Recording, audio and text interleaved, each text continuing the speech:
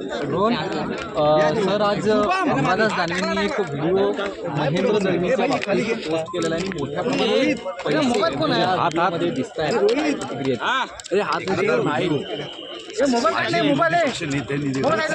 अरे एक गुण काय करतात तुम्ही? निश्चितपणे त्या संदर्भात गंभीर दखल घेण्याची पद्धत आहे आणि विधानसभेच्या सभापती सरकारकडे या संदर्भात व्हिडिओ देऊन त्या व्हिडिओमधली सत्यता त्याची पडताळणी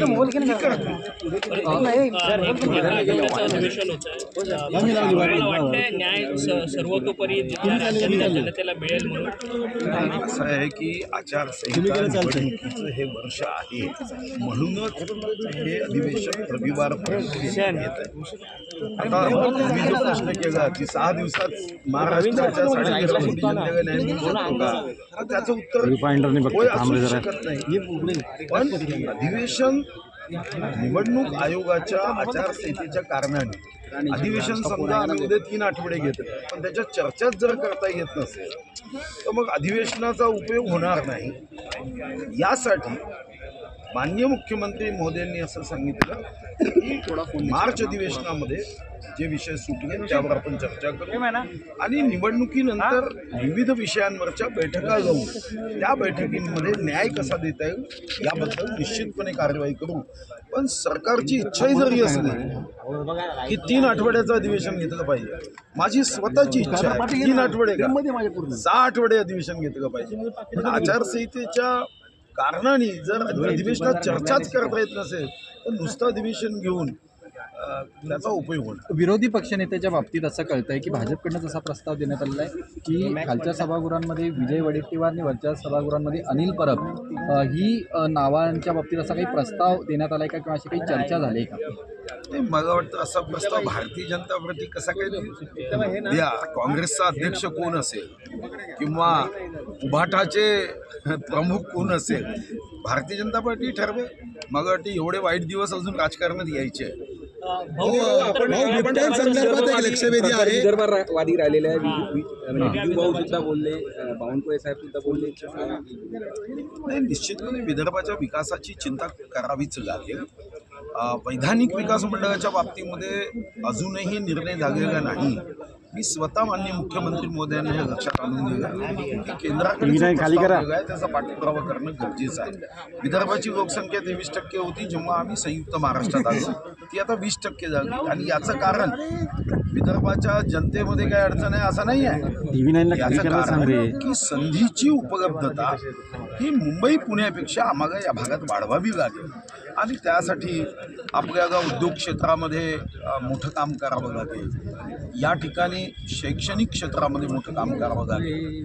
आपण शिक्षणामध्ये खाजगी विद्यापीठं मोठ्या प्रमाणावर पुणे, मुंबई किंवा त्या परिसरात होते आहे. मग विदर्भाचे विद्यार्थी शिकायला पुणे, मुंबई या भागात जात आहेत आणि असा विदर्भाचा एकीकृत विकास व्हावा आणि यासाठी मी काही आमदार मोदींशी चर्चा केली आहे, काही सामाजिक संस्थांशी चर्चा केली आहे. आज 7:30 वाजता उद्योग क्षेत्रातल्या लोकांशीही माझी बैठक आहे. ती याच कारणासाठी की विदर्भाच्या संदर्भामध्ये आम्हाला एक मॉडेल डेव्हलपमेंट प्लॅन हा लोकांकडून घेऊन हा सरकारला सादर करायचा आहे. अन्यथा मुंबई भागामध्ये MMRDA क्षेत्रामध्ये लक्षावधी कोटीची कामं होतील आणि विदर्भ तसाच वंचित राहील. जो आवाज मी भूमिका स्पष्ट केली की सध्या आमचं काम चालू आहे. स्वतंत्र विदर्भ राज्य खाली घे ना, तोंडात ना आमच्या मित्रांची तयारी असणार आहे. मागेही शिवसेना जी उद्धव साहेबांची शिवसेना तेव्हा आमच्यासोबत होती त्यांची तयारी होती. आम्हाला शेवटी 14 मध्ये 123 आमदार निवडून आले, आत्ताही आम्ही 132च आहोत.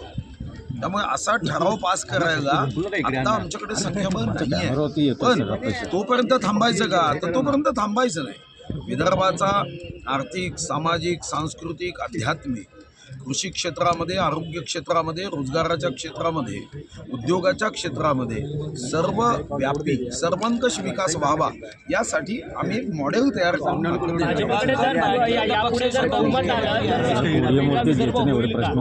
तो जेव्हा बहुमत लोक देईल तेव्हा कदाचित पक्षाने केलेल्या निर्णयाबद्दल आम्हाला आमच्या वरिष्ठांसोबत भेटता येईल. पण या क्षणी कारण नसताना तेव्हाच्या विषयावर वरिष्ठांना भेटून आज तरी मला वाटतं की काही साध्य होणार. भाऊ, बिबट्यांच्या संदर्भात तुम्ही बिबट सफारी सुरू केली पक्षाने होती. आपापली भूमिका या अगोदरच स्पष्ट केली. भाऊ, बिबट्यांच्या संदर्भात लक्षवेधी येते. तुम्ही बिबट सफारी सुरू केली होती, मात्र आज परिस्थिती वेगळी झाली. 5,000हून अधिक बिबट्यांची संख्या राज्यात दिसते. 5,000 प्रचंड नाही वाढलेत. आहे, साधारणतः 2,000च्या आसपास बिबट आहे.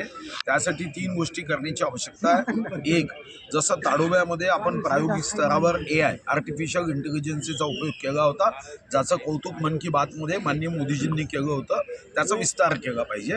आत्ता भारत सरकारकडे, आर्मीकडे या संदर्भामधली उत्तम टेक्नॉलॉजी उपलब्ध आहे. या संदर्भात सन्माननीय राजनाथ सिंग साहेबांशी भेट घेऊन या AI टेक्नॉलॉजीचा उपयोग मॅक्झिमम केला पाहिजे. नंबर 2, या संदर्भात आपण प्रायमरी रेस्क्यू लोकांची नियुक्ती केली होती, स्टाफची नियुक्ती केली होती.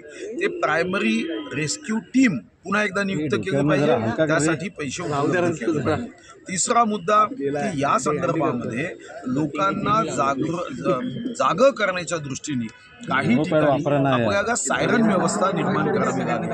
आणि शेवटचा मुद्दा की ज्या ठिकाणी जंगल कमी आहे त्या ठिकाणचे बिबट हे जेरबंद करून सफारीमध्ये सोडले पाहिजे. सफारीचा साईज वाढवला पाहिजे. नसबंदीचा प्रयोग केला जातो, तुम्हाला वाटतं नसबंदी यशस्वी ठरेल? करता येईल. नसबंदी सुद्धा यशस्वी होऊ शकेल. भारत सरकारची परवानगी घेऊन ती नसबंदी केली पाहिजे. आणि जास्तीचे बिबट हे इतर कोणत्या राज्यामधल्या जंगलात हवे असतील तर ते दिले पाहिजे. आणि काही बिबट ज्यांनी माणसावर हमले केले आहे त्यांना आपण जेरबंद करतो ते देशाच्या विविध ठिकाणी झूमध्ये दिले पाहिजे. आमदार आणि मंत्री यांच्या विमान प्रवासासाठी जी 144 की 142 कोटीची तरतूद करण्यात आली आहे त्याच्या बाबतीत आता टीका होऊ लागलेली आहे. नाही, विमान प्रवासासाठी म्हणून तरतूद विशेष होत नाही. आमदार खासदारांचे पगार असतील किंवा आमदार खासदारांच्या विविध बाबी असतील त्या बाबीसाठी तरतूद होते. विमान फक्त प्रवास याला कधीच तरतूद होत नाही. मला वाटतं की ही कुणीतरी कपोकल्पित कथा तयार केली. भाऊ, नवाब मलिकांकडे नेतृत्व असेल तर राष्ट्रवादीबरोबर युती करणार नाही असा पवित्रा कुठेतरी मुंबईत भाजपने घेतलेला पाहायला मिळतोय. काय भाजपची नेमकी भूमिका असेल? नाही, याबद्दल मला माहिती नाही.